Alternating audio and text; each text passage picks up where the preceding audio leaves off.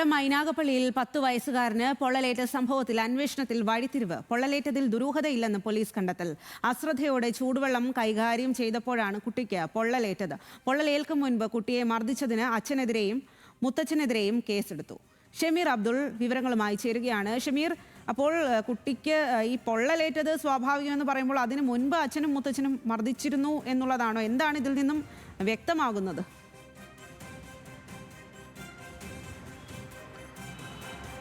ഈ കുട്ടിയെ ജില്ലാ ആശുപത്രിയിൽ പ്രവേശിപ്പിച്ചപ്പോൾ ഈ പൊള്ളൽ കണ്ടപ്പോൾ ഡോക്ടർമാർ ആദ്യഘട്ടത്തിൽ ചോദിച്ചപ്പോൾ അച്ഛനാണ് പൊള്ളിച്ചതെന്ന് ഈ കുട്ടി പറയുകയും ചെയ്തു. കുട്ടി മൈനാഗപ്പള്ളിയിലെ വീട്ടിലായിരുന്നു ആ സമയത്തുണ്ടായിരുന്നത്. കുട്ടിയുടെ അച്ഛനും മുത്തച്ഛനും മുത്തശ്ശിയും ഒക്കെ താമസിക്കുന്നത് കുന്നിക്കോട് ഭാഗത്താണ്.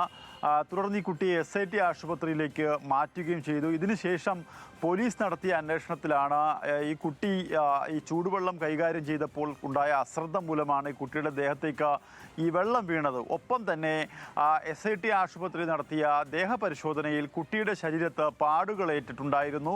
ഈ പാടുകളേറ്റത് അച്ഛൻ മർദ്ദിച്ചതാണെന്ന് കുട്ടി സമ്മതിക്കുകയും ചെയ്തു. ആ മൊഴിയാണ് യഥാർത്ഥത്തിൽ വിശ്വാസത്തിൽ എടുക്കേണ്ടതെന്ന് പോലീസിന് ബോധ്യമായി. അത് അമ്മ സമ്മതിക്കുകയും ചെയ്തു. ഇവരുടെ മർദ്ദനം നിരന്തരമായി കുട്ടിക്ക് ഏറ്റിരുന്നു. അതുകൊണ്ടാണ് ഈ കുട്ടി മൈനാഗപ്പള്ളിയിലെ വീട്ടിലേക്ക് മാറി താമസിച്ചിരുന്നതെന്നും പോലീസിന് ബോധ്യമായി.